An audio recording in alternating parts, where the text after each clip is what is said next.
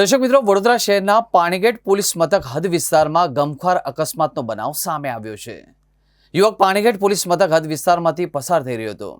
એ દરમિયાન અચાનક બાઇકના સ્ટીયરિંગ પરથી કાબુ ગુમાવતા પેટ્રોલ પંપના હવા ભરવાના મશીન સાથે ધડાકાભેર ટક્કર થતાં જ યુવકનું મોત નીપજ્યું હતું।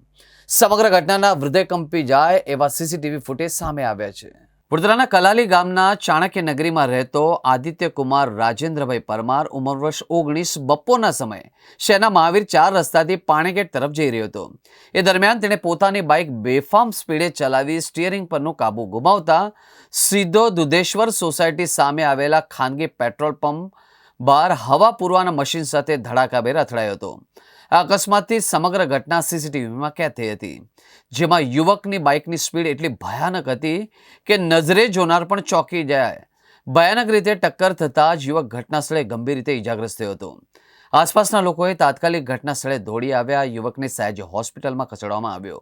જોકે યુવકે ગંભીર ઇજાઓ પહોંચી હોવાથી તેણે સારવાર મળે એ પહેલાં જ દમ તોડી દીધો હતો।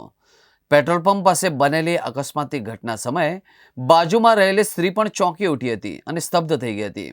સદનસીબે આ ઘટના દરમિયાન કોઈ અન્ય વ્યક્તિ ત્યાં ન હોવાથી મોટી જાનહાનિ ટળી હતી।